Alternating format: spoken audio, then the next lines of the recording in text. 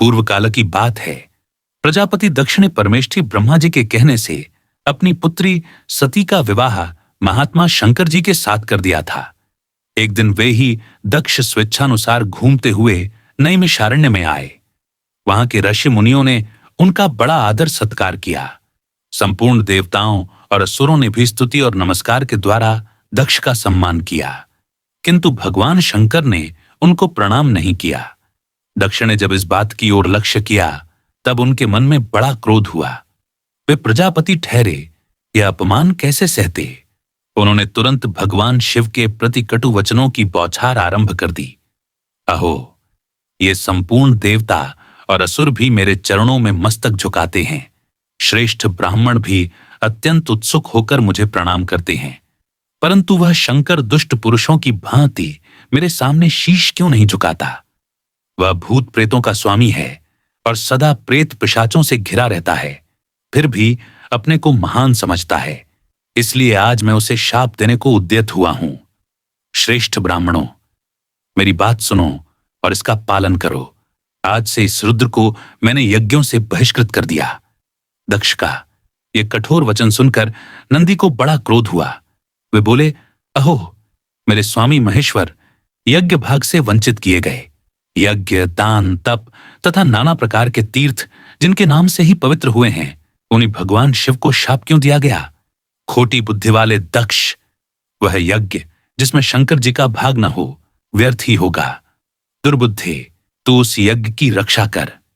अरे, जिन महात्मा शिव ने इस संपूर्ण विश्व का पालन किया है, उन्हीं को तूने शाप दे डाला। तब महादेव जी ने नंदी से कहा, महामते, तुम्हें ब्राह्मणों के प्रति कभी क्रोध नहीं करना चाहिए। मैं ही यज्ञ हूं, मैं ही यज्ञ करने वाला यजमान और आचार्य हूं। संपूर्ण यज्ञांग भी मैं ही हूं, इसलिए मैं सदा यज्ञ में रत हूं। मुझे कोई शाप देकर यज्ञ बहिष्कृत नहीं कर सकता। इसी प्रकार सर्वव्यापी होने के कारण मैं किसी के भीतर नहीं हूं, किसी भी सीमा से आबद्ध नहीं हूं। इस दृष्टि से देखने पर मैं सदा ही सब यज्ञों से बाह्य हूं। भगवान शंकर के इस प्रकार समझाने पर महातपस्वी नंदी ने विवेक का आश्रय लिया। शिवजी का सत्संग पाकर वे परमानंद में निमग्न हो गए। उधर मुनियों से घिरे हुए दक्ष भी अत्यंत रोष में भरकर अपने स्थान को चले गए। वे प्रणाम न करने वाले रुद्र को भूल न सके। बारंबार उनका स्मरण करके क्रोध से जलने लगे। भगवान शिव की ओर से उन्होंने श्रद्धा हटा ली और वे शिव के उपासकों की निंदा में संलग्न रहने लगे। एक समय दक्ष ने स्वयं ही एक महान यज्ञ का आयोजन किया। उसमें उन्होंने बड़े बड़े तपस्वी अर्षि मुनियों को बुलाया।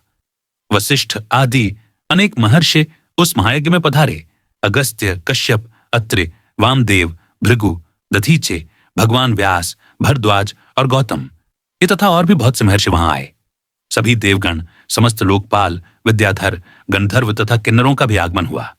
उस यज्ञ में सत्यलोक से लोक पितामह ब्रह्मा जी तथा वैकुंठ धाम से भगवान विष्णु भी बुलाए गए थे। इंद्राणी के साथ देवराज इंद्र, रोहिणी के साथ चंद्रमा तथा अपनी प्रिया के साथ वरुण देव भी आए थे। कुबेर पुष्पक विमान पर, वायुदेव मृग पर तथा अग्निदेव बकर की सवारी पर चढ़कर पधारे थे। नैऋत्य कोण के अधिपति निरृत्य प्रेत के कंधे पर बैठकर आए थे। इस प्रकार सब लोग दक्ष की यज्ञशाला में उपस्थित हुए। दक्ष ने सबका सत्कार किया। उनके यहां विश्वकर्मा के बनाए हुए अनेक दिव्य भवन थे। वे सभी बहुमूल्य उपकरणों से सजे हुए तथा अत्यंत प्रकाशमान थे। उन्हें भवनों में दक्ष ने अपने समागत अतिथियों को यथा योग्य स्थान देकर ठहराया। दक्ष का वह महायज्ञ कणखल तीर्थ में आरंभ हुआ। उसमें उन्होंने भृगु आदि तपोधनों को रथविज बनाया।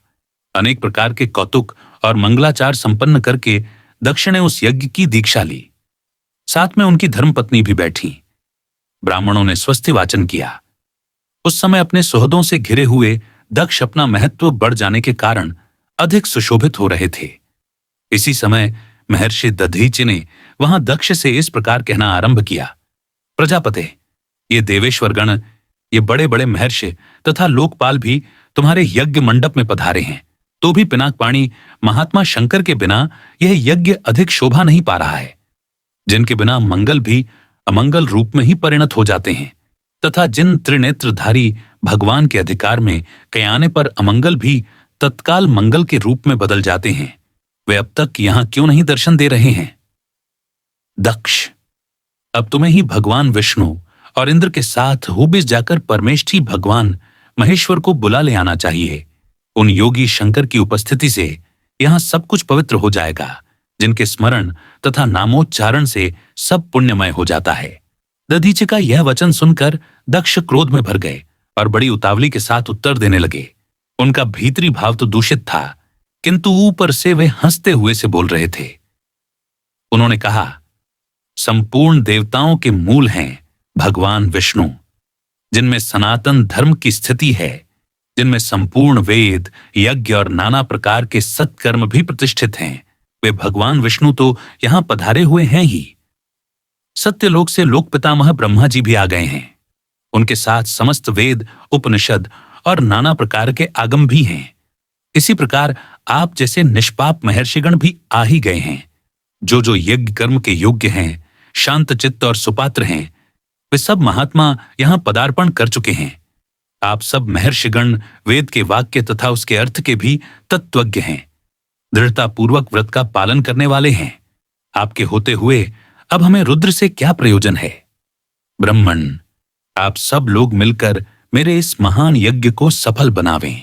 दक्ष की बात सुनकर दधीचि ने कहा, पवित्र, अंतःकरण वाले समस्त श्रेष्ठ महर्षियों और देवताओं के समुदाय में यह बड़ा भारी अन्याय हुआ है कि भगवान शिव को आमंत्रित नहीं किया गया। महात्मा शंकर के बिना इस यज्ञ में शीघ्र ही महान विघ्न होने वाला है। यूं कहकर महर्षि दधीचि अकेले ही दक्ष की यज्ञशाला से निकल पड़े और तुरंत अपने आश्रम को चले गए। उनके चले जाने पर दक्ष ने हंसते हुए कहा, ब्राह्मणों, दधीचि शंकर के प्रेमी हैं, वे चले गए। आप सब लोग वैदिक सिद्धांत में रत रहने वाले हैं। भगवान विष्णु आप सबके अग्रणी हैं। अब शीघ्र ही आप लोग मेरे यज्ञ को सफल बनावें। तब उन सभी महर्षियों ने वहां देवयज्ञ प्रारंभ किया। इसी समय महादेवी दक्ष कुमारी सती ने, जो गंधमादन पर्वत पर अपनी सखियों के साथ विराजमान थीं, रोहिणी के साथ चंद्रमा को कहीं जाते हुए देखा। वे यज्ञ में ही जा रहे थे। सती ने अपनी सखी विजया से कहा, विजय, तू शीघ्र जाकर पूछ तो सही, ये चंद्रमा कहां जाएंगे? उनके आदेश से विजया चंद्रमा के समीप गई और यथोचित विनय के साथ उनकी यात्रा का उद्देश्य पूछा। चंद्रमा ने दक्ष के यज्ञ में जाने का सब वृत्तांत बता दिया। यह सुनकर विजया को बड़ा हर्ष और विस्मय हुआ। उसने तुरंत लौटकर सती से चंद्रमा की कही हुई सब बातें कह सुनाई। सुनकर सती देवी ने विचार किया, क्या कारण है जो पिताजी मुझे नहीं बुला रहे हैं? क्या मेरी यशस्विनी माता भी मुझे भूल गई? आज मैं भगवान शंकर से इसका कारण पूछती हूं। यह निश्चय करके सती देवी ने सखियों को वहीं ठहरा दिया और स्वयं भगवान शंकर के पास गईं। उन्होंने देखा, त्रिनेत्रधारी महेश्वर सभा मंडप में विराजमान हैं। चंडमुंड आदि सभी पार्षद उन्हें सब ओर से घेर कर बैठे हैं। बाण, भृंगी, नंदी, महाकाल, महारुद्र, महामुंड, महाशिरा, धूम्राक्ष, धूम्रकेतु, धूम्रपाद तथा अन्य बहुत से गण भगवान रुद्र का अनुवर्तन करने वाले हैं। वे सभी जितेंद्रिय तथा वीतराग हैं। लोक कल्याणकारी भगवान शंकर इन सब से घिरे हुए हैं और परम अद्भुत आसन पर विराजमान हैं। सती का मन भगवान शिव का दर्शन करते ही उनकी ओर आकृष्ट हो गया। वे सहसा उनके समीप चली गईं। भगवान शिव ने बड़े आदर के साथ प्रीतियुक्त वचनों से सती को आनंदित किया और कहा, प्रिय, इस समय यहां तुम्हारे आगमन का क्या कारण है? सती बोली, देव देवेश्वर, मेरे पिता के घर महान यज्ञ हो रहा है, उसमें चलने के लिए आपकी रुचि क्यों नहीं होती? सदाशिव, यद्यपि आप उस यज्ञ में बुलाए नहीं गए हैं, तथापि आज मेरे कहने से मेरे पिता की यज्ञशाला में आप स्वयं सब प्रकार से प्रयत्न करके पधारें। सती का यह वचन सुनकर महादेव जी ने मधुर वाणी में कहा, कल्याणी, तुम्हारे पिता की दृष्टि में जो देवता, असुर तथा किन्नर आदि सम्माननीय हैं, वे सब निःसंदेह उनके यज्ञ में पहुंच गए हैं। सुंदरी, जो लोग दूसरों के घर बिना बुलाए जाते हैं, वे वहां मृत्यु से भी अधिक कष्टदायक अपमान को प्राप्त होते हैं। शुभ दूसरों के घर जाने पर इंद्र भी लघुता को प्राप्त होते हैं। इसलिए तुम्हें भी दक्ष के यज्ञ में नहीं जाना चाहिए। महात्मा भगवान शंकर के इस प्रकार कहने पर सती ने अपने पिता के प्रति रोष प्रकट करने वाले वचनों में कहा, नाथ, जिनसे संपूर्ण यज्ञ सफल होते हैं, वे देव देवेश्वर तो आप ही हैं। फिर आपको भी मेरे दुराचारी पिता ने आमंत्रित नहीं किया। उस दुरात्मा के मन में आपके प्रति सद्भाव है या दुर्भाव, ये सब मैं जानना चाहती हूं। इसलिए अभी पिता के यज्ञ मंडप में जाती हूं। देव देव, जगतपते, मुझे वहां जाने की आज्ञा दीजिए। सती देवी के यूं कहने पर भगवान महेश्वर बोले, उत्तम व्रत का पालन करने वाली देवी, यदि ऐसी बात है तो इस नंदी पर सवार हो नाना प्रकार के प्रमथ गणों को साथ लेकर तुम शीघ्र वहां की यात्रा करो। मैं आज्ञा देता हूं। भगवान शिव के आदेश से 60,000 रुद्रगण सती देवी के साथ चले। उन गणों से घिरी हुई उडान देवी ने अपने पिता के घर की ओर प्रस्थान किया। सती देवी जब पिता के घर चली गईं, उस समय सब बातों पर विचार करके भगवान महेश्वर ने अपने मुख से यह वचन निकाला, अपने पिता द्वारा अपमानित होकर दक्ष कुमारी सती अब फिर यहां लौटकर नहीं आएंगी। दाक्षायणी सती उस स्थान पर गईं जहां वह महान प्रकाशशाली यज्ञ हो रहा था। नाना प्रकार के आश्चर्यमय कौतूहल से परिपूर्ण पिता के उस भवन को देखकर सती देवी द्वार पर ही ठहर गईं और परम सौभाग्यवान नंदी की पीठ से उतरकर इधर उधर दृष्टि डालने लगीं। उन्होंने माता पिता, सुहृद, संबंधी तथा बंधु बांधवों को देखा। माता पिता को मस्तक झुकाकर वे बड़ी प्रसन्न हुई। फिर अपने अभिमत प्रस्ताव के अनुरूप वचन बोली, पिताजी, जिनसे यह संपूर्ण चराचर जगत पवित्र होता है, उन परम कल्याणमय भगवान शंकर को आपने क्यों नहीं बुलाया? फिर ऋषियों को संबोधित करके कहा, भृगु जी, क्या आप भगवान शिव को नहीं जानते? महामते कश्यप, क्या आप भी महादेव जी से अपरिचित हैं? अत्रि, वशिष्ठ तथा कण्व जी, क्या आप भी महेश्वर की महिमा नहीं जानते? इंद्र, इस समय तुम्हारा क्या कर्तव्य है? भगवान विष्णु, आप तो परमेश्वर महादेव जी को अच्छी तरह जानते हैं। ब्रह्मा जी, क्या आपको महादेव जी के पराक्रम का ज्ञान नहीं है? सती की बात सुनकर दक्ष ने कुपित होकर कहा, भद्रे, तुम्हारे बहुत बातें बनाने से क्या होगा? इस समय यहां तुम्हारी कोई आवश्यकता नहीं है। ठहरो या चली जाओ। तुम यहां आए ही क्यों? तुम्हारा पति, जो शिव कहलाता है, अमंगल का मूर्तिमान स्वरूप है, कुलीन भी नहीं है, वेद से बहिष्कृत है। वह भूत, प्रेत और पिशाचों का राजा है। इसीलिए इस यज्ञ के निमित्त उसको आमंत्रित नहीं किया गया है। विश्ववंदिता सती अपने पिता को शिव की निंदा में संलग्न देख अत्यंत क्रोध में भर गईं और सोचने लगीं, जो महादेव जी की निंदा करता है तथा जो उनकी निंदा होती देख चुपचाप सुनता है, वे दोनों नरक में जाते हैं और जब तक सूर्य चंद्रमा की स्थिति है तब तक उस नरक में ही पड़े रहते हैं। अतः अब मैं इस देह को त्याग दूंगी, अग्नि में प्रवेश कर जाऊंगी। इस प्रकार विचार करती हुई सती शिव, रुद्र आदि नामों का उच्चारण करने लगीं और अग्नि में प्रवेश कर गईं। ये देख उनके साथ आए हुए समस्त शिवगण हाहाकार करने लगे। अर्षि, इंद्र आदि देवता, मरुदगण, विश्वेदेव, अश्विनी कुमार तथा संपूर्ण लोकपाल अवाक हो गए। दक्ष यज्ञ में सम्मिलित हुए सभी अर्षि मुनि इस घटना से भयभीत हो उठे। इसी बीच में महात्मा नारद जी ने महादेव जी के पास जाकर दक्ष की सारी करतूतें कह सुनाई। सुनकर भयंकर पराक्रम प्रकट करने वाले परम क्रोधवान जगदीश्वर भगवान रुद्र बहुत ही कुपित हुए।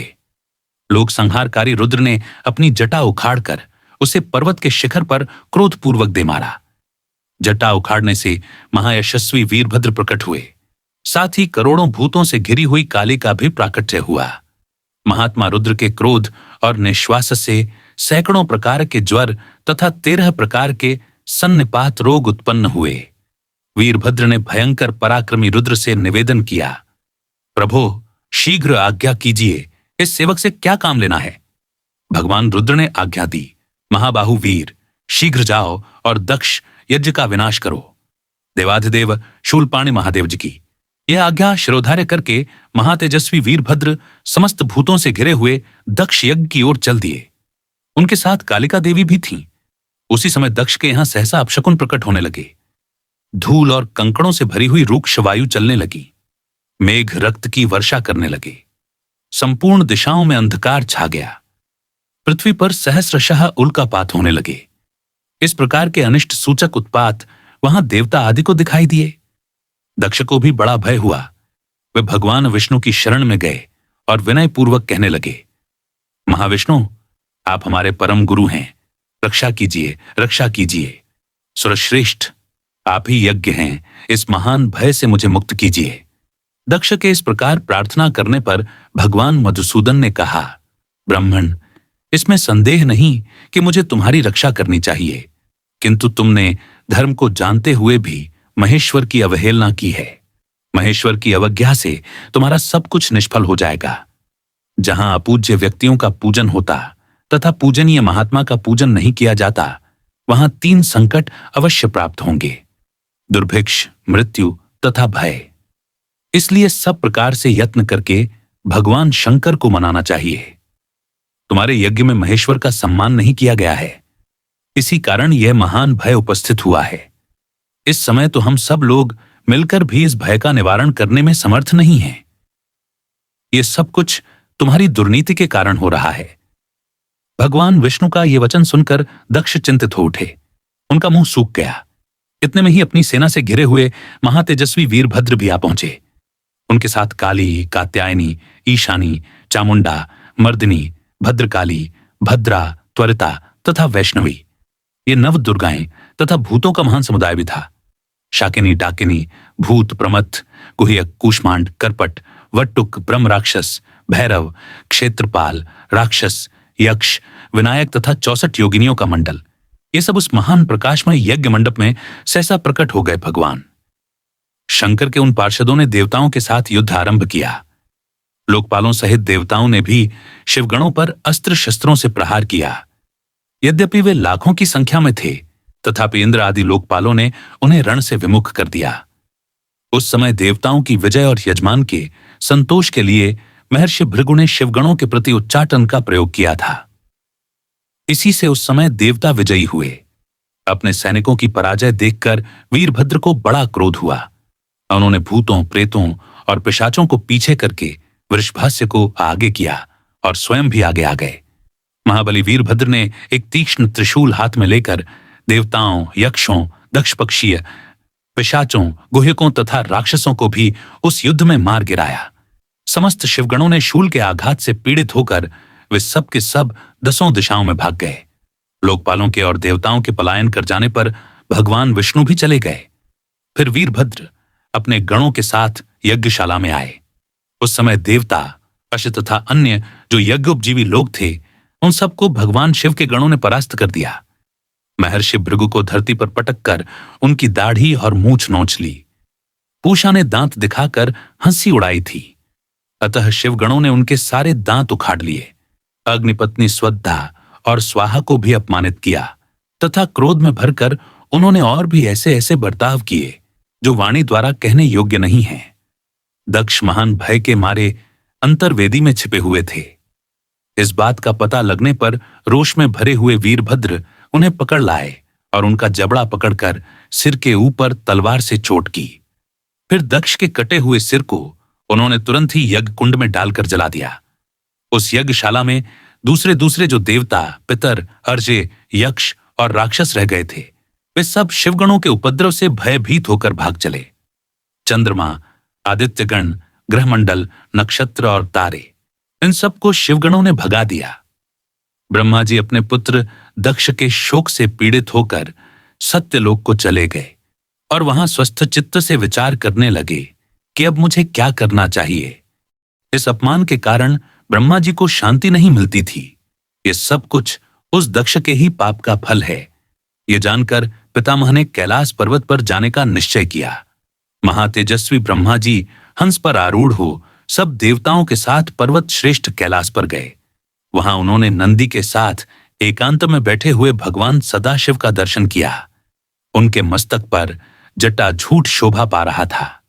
भगवान शिव को देखकर ब्रह्मा जी दंड की भांति पृथ्वी पर पड़ गए और अपना अपराध क्षमा कराने के लिए उद्यत हो अपने चारों मुकुटों से भगवान शिव के चरणारविंदों का स्पर्श करते हुए उनकी स्तुति करने लगे।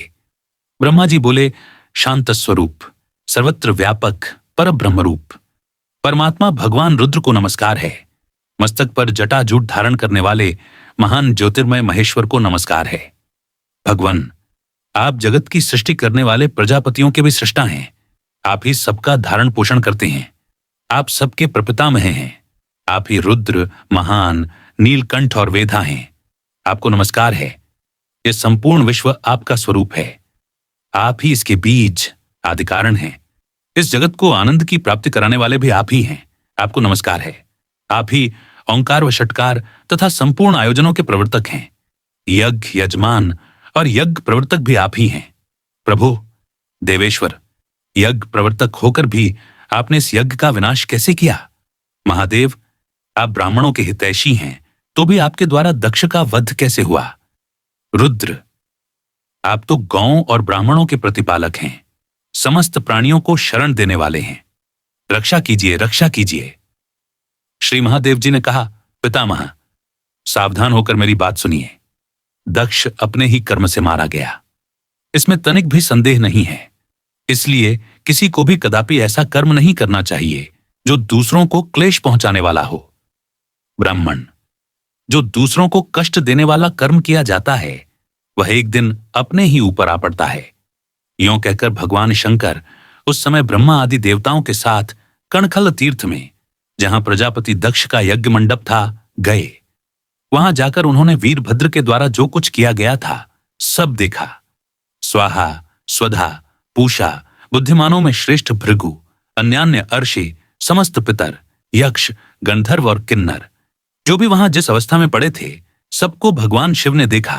किसी के अंग भंग हो गए थे, किसी की दाढ़ी और मूछें नोच ली गई थीं, तथा कुछ लोग रणभूमि में मरे पड़े थे।